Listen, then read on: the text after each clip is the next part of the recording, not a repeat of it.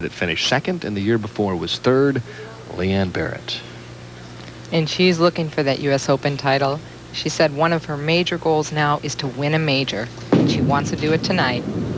A little bit wide of the mark, leaves the 2-4-5, and that's something that we have seen throughout the past couple of days from Leanne. She has sprayed the ball considerably more than normal.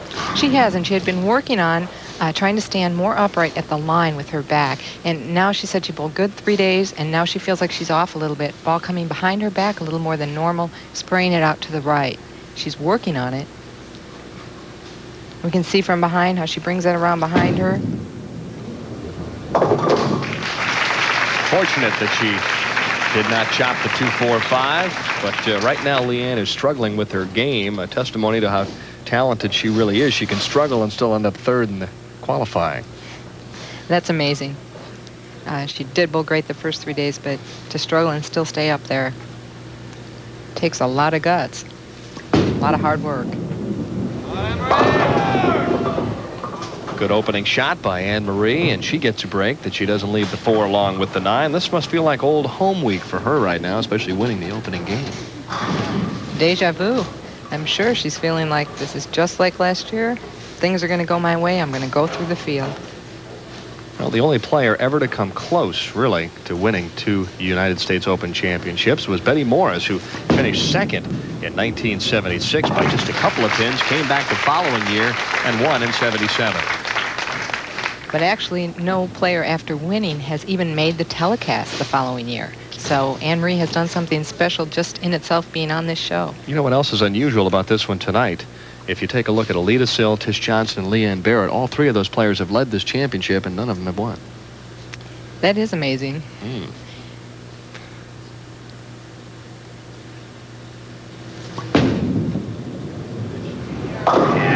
Stood up a touch early on that shot, but got away with it as she leaves a solid 4 pin. So Anne-Marie peppering the pocket, but the carry hasn't come forward. Not yet, but she's in a good area of the lane. She has a little bit of room, it appears, and she can miss a little to the left or right and still get to the pocket.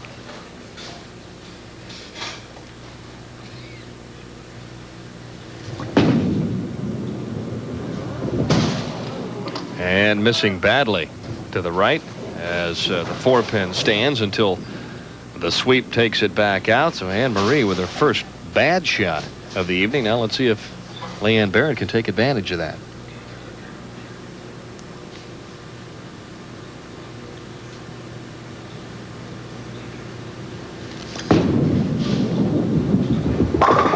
Little thump over the thumb hole, but the result is pretty nice. A strike on the right-hand lane.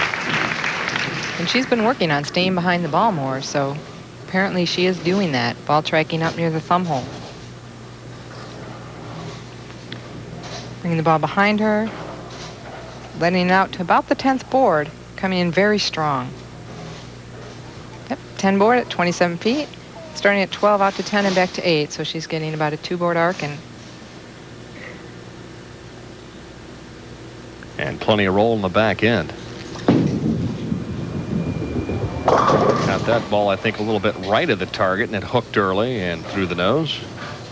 It's been a slow start here in 92 for Leanne Barrette. Of course, what we consider slow. She says, hey, I'm coming along just fine here, but I think we anticipate that she's going to make the show or win virtually every week now. Right, but she's happy with what she's doing. And like we said, she's working on some changes in her game that are going to make her even better, she's hoping. So she's happy to make the telecast.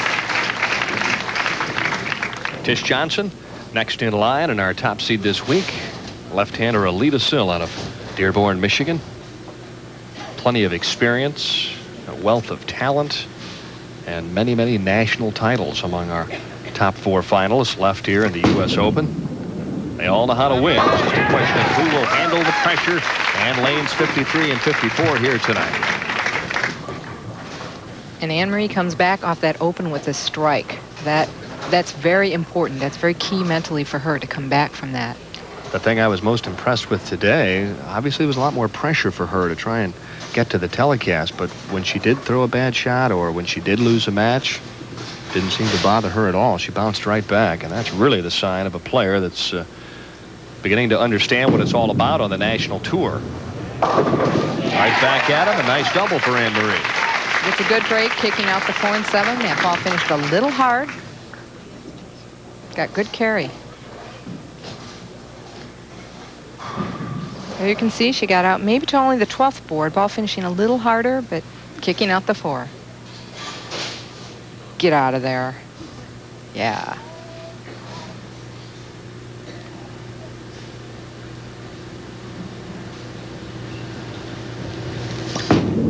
Very deliberate. Way too much hook. And a 3-pin on lane 54 for Leanne Barrette.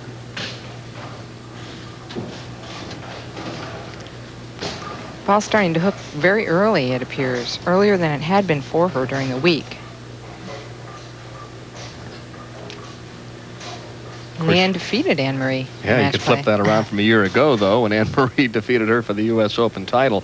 One other point to be made about Leanne Barrette is the fact that she averaged 237.6 on this particular pair of lanes throughout the match play portion of this one, the highest by far of our top 5 finalists. And it's a 1-pin match. Leanne ahead by just 1 pin now. Takes a look at the rack and opts to go ahead and shoot at it on lane 53 as we look graphically at the score of this close second match.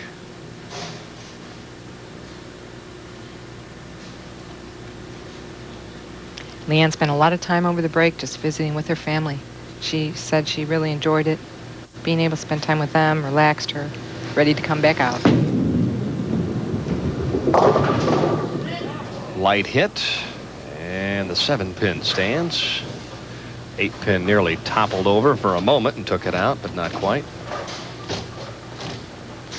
Leanne had a period of look of confusion on her face on that shot. I think she thought she made a very good shot. Didn't finish as hard as she expected. Really, she's now in the position that Lisa Wagner was in for a while, when Lisa was virtually winning every event, but hadn't yet recorded a major championship. And sooner or later, everybody starts to point fingers at her. Yeah, I know that Leanne has 13 titles, and she's only 24, and she's been Player of the Year 2 years in a row, but she's never won one of the big championships. She really wants to do that badly. She does. And I think more for everybody that expects her to, even than herself. Mm-hmm. Is it 3 in a row? Anne-Marie-Duggan pushing all the right buttons here in the opening couple of games of the U.S. Open. And Anne-Marie playing a very direct line. Anne-Marie's worked very hard at this, stretching her limits. Ball finishing perfect into the pocket, a little bit high, but she's been working real hard on trying to be able to close herself up. She likes to open up and go right, and she hasn't been able to do that much this swing, so she's worked hard to change that. And when you're talking of closing up, you're speaking of shoulders? Right. Squaring the shoulders to the foul line, not crossing as many boards.